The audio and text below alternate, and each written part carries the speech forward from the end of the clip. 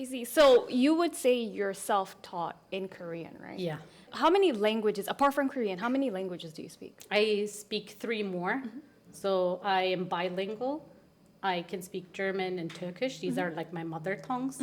And then I just speak English because I learned it at school and then Okay. was just like, as I said, interested in learning languages. So after school, I would also just keep on like reading English books, Yeah. watching stuff on YouTube in English and stuff Okay. like that. When you're interested in languages, after 2, I feel like you just want to learn more and more and more. So now you know 4, right? Yeah. Korean and English were slightly Korean, completely self-taught. Yeah. English, self-taught, but also learned a little bit in Yeah, school. like in school, and then I took my A levels in English as well. Yeah. So like in Germany, when you take your A levels in a language, it's like you major in it somehow. Oh, okay. Yeah, so that's why I did that, because I'm not good with like science and math. So I was always like, Me too, girl. let's go to the language. Yeah, but so I was like, And then language, please. I also picked up like French in school, but then if you don't use it, you can't speak it anymore. You so forget maybe it. the only thing I can say is like hello and Bonjour. thank you. Yeah. Je m'appelle Ferry. Yeah. Yeah, I also learned French for like 3 years in school. I forgot Yeah. all of that.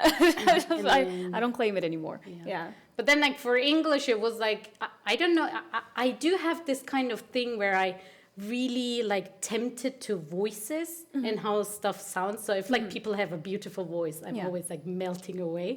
And then I Really? think it's Okay. the same with languages. Like, I really like the sound of English. So that's why I keep on learning. But for myself, I don't have, like, an accent here. So we learn American English in school. And then later on, when I was... like working, I also did an apprenticeship. So in that like business school, you actually learn British English. But then Oh. I'm here having no kind of accent at all. Yeah. So it's like me just mixing everything together.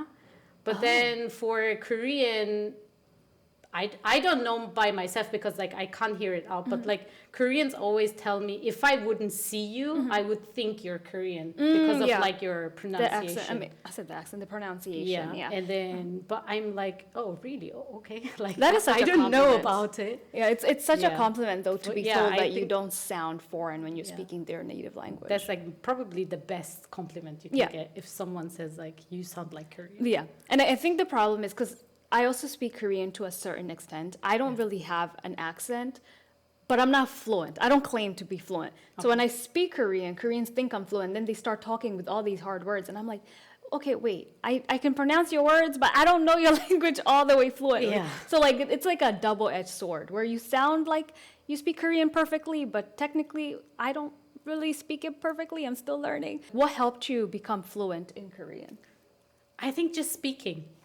I think for languages, it's just like you have to speak it in order to get better. Yeah. And you always have to be open for making mistakes. I think that's like the most crucial thing that people go through. They're like, oh, but what if I make a mistake? And what if like they don't understand me? Yeah, but like you're learning. So it's obvious that you will make mistakes. And it's Very like, true. it's very normal Yeah. to make mistakes. So I think that was some kind of thing that I never had in mind in the first place. I was just like, I learned something, so I have to use it. Yeah. And then if I say it wrong, hopefully someone will correct Will me. help you, yeah. But most of the time they never did because they were like, I know what you want to say. And then I would be the one Yeah. saying, but can you like teach me Is the this right right? way? Yeah, Like, please. All right. Yeah. Yeah. But I think that, and then just you have to be interested in it. So like my way of learning Korean was basically, I picked up stuff that I like to read about, I like to learn about. So you have to make it fun in order to like learn the language continuously, right? Yeah. So if it's no fun, then you're not gonna continue on Yeah. doing it. So for me, it was like, what are the kind of things I like? And in Korean, like in learning Korean, in that case, it was me liking the cultural differences, like the culture in general in Korean. So I was like, okay, let's dig into that one. And then I'm also like interested in history, but it's kind of difficult to understand. So I only just like picked up like the main things Yeah, like you main have points. to know about. Yeah. That, but in more than that, it was just like getting to know more people, so you can actually like widen your horizon. Because I really like to learn from others. Yeah. So usually, like my friends, they will always be like older than me, because I don't know why, but for me, it's like when I'm with people who are older than me, then I feel like they can teach me, and they're very eager to teach you. Because like in Korea, you have this culture where you like care about the younger ones, right? So they always be like, if there's something you want to know, just tell me. I will help you out. Yeah. And if I don't know like in English, I will try to like tell you in like easy Korean and stuff. Yeah. So I think that's what I really like the interaction with people in general. So I think that's what like kept helping me learning the language and like keep going, I think.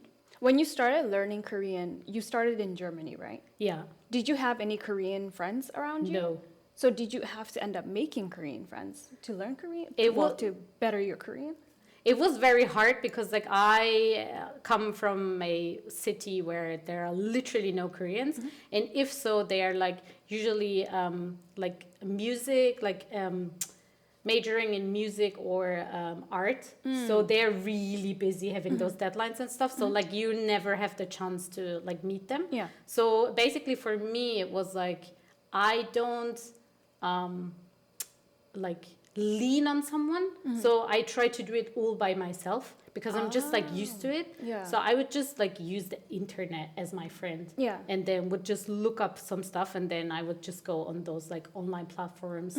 I think you know of Hello Talk or stuff like that. Girl, everybody knows. So like where all the weird people Hello gather. Talk, the MIFs. Yeah, for like Yeah. or the Korea booth, you know. So that's where we all start. Yeah, and then I was like, I don't care about who it is I'm talking to. It's just like I want to practice. So once they get weird, I'm like, okay, I'm really sorry. I think we can't continue. Yeah. At least you're polite enough to tell them that. Yeah, I don't know if that's like a polite way, but I'm quite direct when it comes to speaking. So for me, it's like when I feel like it's no fun anymore, I can drop it like instantly. Yeah. But yeah, I was like, okay, there's no one in my neighborhood, so I need to use the internet in order to like meet people. Yeah. And then eventually, it took a very long time, but eventually there were actually people who were really nice. Oh, that's And then I nice. ended up meeting them. But the thing is, you know, the good people are always the ones that live very far away. Extremely far. So let's say I want to meet them, I have to like take the train for like 6 hours or Oh. something. Yeah, so I ended up making quite a lot like online friends in that case, and then I was just like contacting them online, and then but then I think at some point I was like, I really want to meet them in person, and then I took the train 6 hours. Yeah. And then eventually met them. It was really nice. So it was like worth it. But like usually it's like you don't do that like on a daily basis, you know? I mean, back then, yeah. But I feel like now people do tend to meet people online a lot. But I think 6 years from now, maybe not. But I think it's not like online is okay, but like offline, you know, when 6 you, hours is a little crazy, girl. yeah. Even online. And then I'm like, but then at that point I was like, well, I am kind of crazy, so like let's do crazy stuff. But I'm guessing And you then- had talked to them for a long time before the meetup. Yeah.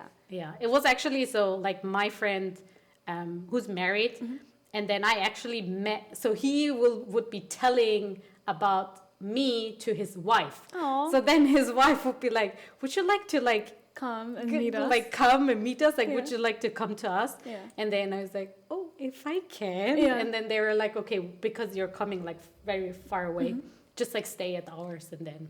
That will is so be- nice. Yeah, and then it's like worth it, you know? Yeah. Like that kind of hospitality. Yeah. It's very similar to like Turkish hospitality. So I have Turkish parents, and then those kind of like cultural similarities will be really nice. And then I don't know about now, but like 6 years ago, I felt that the so-called chong in Korean. You Which know? I don't even know how to translate that in English. It's like the It's a feeling for sure. Yeah, like it's the feeling of A like warm being feeling? hospital, being like, you know, Hospitable, girl. You said hospital. Hospitable. oh, hospitable. Being hospitable. English is not easy.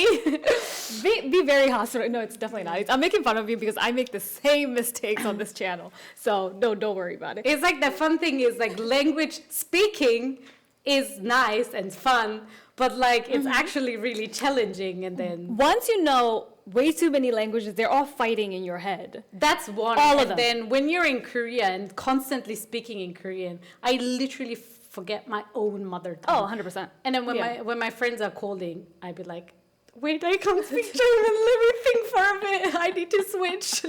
No, that happens all the time. That's why I'm just like making fun of you for like, Yeah. it's just funny.